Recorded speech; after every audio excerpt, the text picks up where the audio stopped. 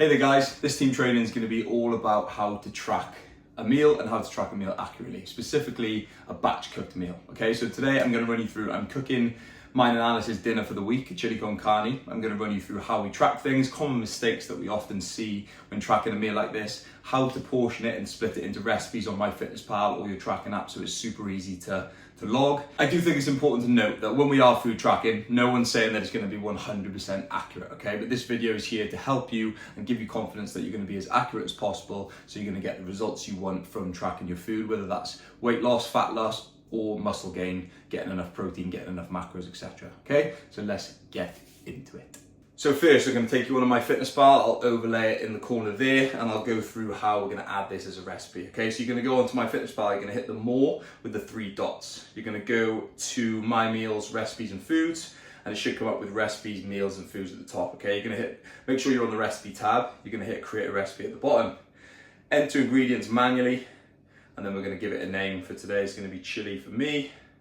Servings, don't worry too much about this right now, just put a number in. This will be how many servings of the recipe that you make. Okay, so for us for this week, for example, I think it's going to be 8 portions because me and Alice are going to have a portion every night for 4 nights in a row. Okay, make sure you're not going to have bulk import ingredients ticked. And then we're going to go to add ingredients. Okay, we're going to start scanning and adding the ingredients. Okay, this might look a little bit different if you're using another tracking app, but for today, I'm using MyFitnessPal as that's the most popular one. So step 1 with cooking our recipe is going to be adding oil if you use oil with the cooking. Okay, so the biggest mistake people make here is using a spoon to weigh out their oil. They end up pouring the oil all over the spoon, it's dripping all over the sides, and then it goes into the pan. Next thing, what are they tracking?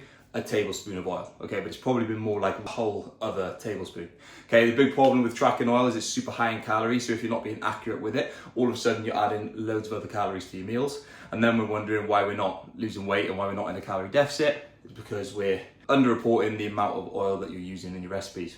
And if this happens loads of time over a week, then all of a sudden we're super inaccurate with our tracking. So a super easy trick for tracking oil or tracking any other liquids that you use when you're tracking is weigh the whole bottle before. Make sure you do it without the lid on our weighing scales. Okay, so we're going to put the oil on the weighing scales. What is it sitting at? 563 grams. Next, we're going to add the oil to the pan. So for this, you can use a spoon just to make sure that you're not overusing it. So I'm going to go with 2 tablespoons, but that's not what I'm going to track on MyFitnessPal. Okay, I'm going to go 2 tablespoons there because it's a big recipe. Move that to this side. We're then going to re-weigh the oil. So what are we on now? 543. So I've used 20 grams of oil there. So when I go onto MyFitnessPal and put that into the recipe, I'm going to log that I used 20 grams of oil, not just a random guess based on the size of a tablespoon, which could go over the size and stuff like that. Okay, so a super more accurate way to measure liquids when you're in your recipes. You can use this for anything else that you use liquid-wise. Step 2 then is going to be adding and tracking the vegetables that are going to go in the pot first. Okay, so today we've got some peppers, we've got some courgette, and we've got some carrots that are going in. Okay, biggest mistake people make is that they just weigh the whole pepper, they weigh the whole courgette, they weigh the whole carrot. But I'm going to peel the carrots, I'm going to chop the tops off the peppers and take the seeds out and stuff. I'm going to top and tail the courgette and then put that in as well. So if I was to weigh and track all of those as they are now, then it's not going to be accurate when I put it onto MyFitnessPal and the calories are going to be off, etc. So I'm going to chop the bits that I'm not going to use off the veg first, and then I'm going to weigh and track into MyFitnessPal before adding them into my pot. Now we've chopped off all the bits that we're not going to use with our vegetables, we're going to turn the weighing scales on and we're going to weigh the peppers first. So we have 435 grams of peppers. Weigh the courgette. We've got 248 grams of courgette. And we've got 183 grams of carrots. This is all going in the recipes. This will all be tracked on MyFitnessPal. The next step in the meal is adding the meat. So today for me is going to be beef mince. A little bit simpler today. I'm going to go off what the pack is saying. So I'm going to use 2 packs of lean beef steak mince from Lidl. Both of them are 750 grams each. So I'm just going to scan that and put that straight into MyFitnessPal. You could weigh these if you wanted. You could take the meat out, put it in the bowl like we did with the veg and weigh it as well just to check it. But for today, I'm gonna trust Lidl as I'm in the middle of making a video. The next step, adding the additional things to the recipe. Like we've got our passata. So the thing with the passata, I'm gonna go off what it says on the packaging again. I'm gonna add 2 of these. It says 500 grams on the side. I'm gonna add 2 of them, so that's a kilo. So adding them into my pot. We've also got things like black kidney beans. You've also got things like black beans, red kidney beans, and green lentils, okay? A little bit tricky with these.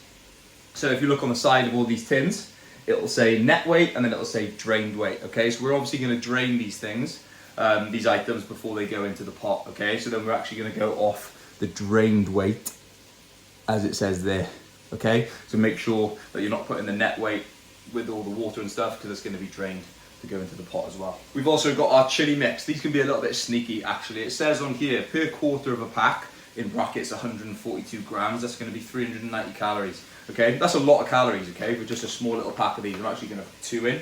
But if you actually look at the packaging, there's only 25 grams in this packet as a whole, okay? So this 142 grams isn't accurate. So when you're tracking and putting this into MyFitnessPal, make sure you're going off the weight that it says down there, so there's only 25 grams to make those calories as accurate as possible. So now the chili's all cooked, we're gonna portion it out so we know exactly how to track that and log it on MyFitnessPal. Okay, so the easiest way is gonna be to pour all of the ingredients of the chili into a bowl and weigh that, and then divide it by however many portions that you want to split it into, okay?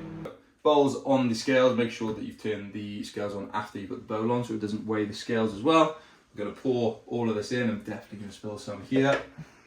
It's going to be banging.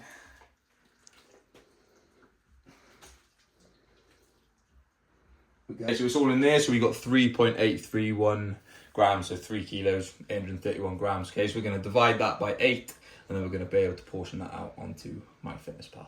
So now we've made our recipe, we've saved it into our recipes on MyFitnessPal, we're gonna add it to your daily food log. So if you've made a batch cooked meal at the start of the week, you can easily add this to your log every day with minimal effort, okay? So you're gonna go to dinner, you're gonna go to add food, you're gonna go to my recipes at the top, and then it should come up there with your recipes there. You're gonna click on that, you're gonna add 1 serving if that's all you had, and then now it is in your daily food log. Happy days. You may have noticed that this is just the chili part of my meal. Obviously, I'm going to have some kind of carbohydrate with that, so I was adding rice to this dish. I like to cook the rice on the day so it's fresh, so I don't add that to the recipe. Instead, I can still add that to the dinner log on the day. So the way I would track the rice, I would always weigh it before it's cooked, weigh out how much you're going to have on the weighing scales in a bowl. We're going to track this as raw. Make sure it says raw by the rice, or it doesn't say cooked by the rice on MyFitnessPal, okay? You can track things cooked, but you need to make sure that they're down as that on there. The easiest way I find is just track and weigh everything raw. That goes for vegetables, that goes for meats, that goes for things like rice and stuff, okay?